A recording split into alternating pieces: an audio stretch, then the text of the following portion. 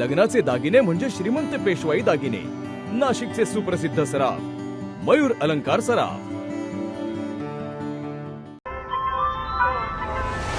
ताज्या बातम्यांसाठी नाशिक न्यूजच्या YouTube चॅनलला सबस्क्राईब करा आणि बेल आयकॉनला प्रेस करा.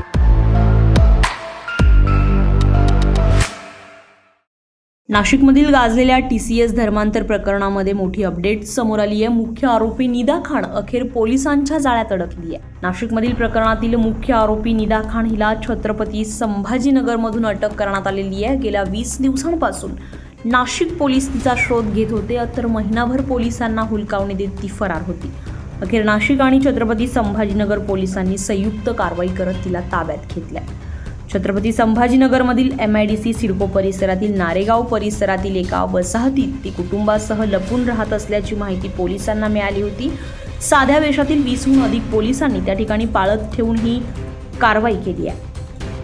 तिने फरार असताना नाशिक, भिवंडी, मुंब्रा ते छत्रपती संभाजीनगर असा प्रवास केल्याची माहिती समोर आली आहे. दरम्यान या प्रकरणात धार्मिक भावना दुखावणे, बलात्कार आणि लैंगिक शोषणातील आरोपींना मदत केल्याचे गंभीर आरोप तिच्यावर आहेत. दरम्यान फरार असताना निदा खान गर्भवती असल्याची बाबही समोर आली आहे. त्यामुळे तिने गर्भवती असल्याचं कारण देत अटकपूर्व जामिनासाठी अर्ज दाखल केला होता. मात्र न्यायालयानं तो अर्ज फेटाळला.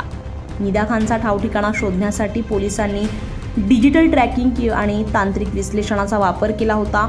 4 दिवसांपूर्वीपासूनच पोलीस पथके तिच्या मागावर होती. दरम्यान तिच्या मोबाईलमधून काही महत्त्वाचे डिजिटल पुरावे SITच्या हाती लागण्याची शक्यता वर्तवली जाते. पीडित मुलीला धर्मांतरणासाठी प्रवृत्त करणारे काही व्हिडिओज देखील तिच्या मोबाईलमध्ये असल्याची चर्चा आहे. निदा खान हिला आज न्यायालयात हजर करण्यात येणार असून तिच्या अटकेनंतर या प्रकरणाचे धागेदोरे आणखी उलगडण्याची शक्यता व्यक्त केली जाते आहे. संजय परमार, नाशिक न्यूज, नाशिक.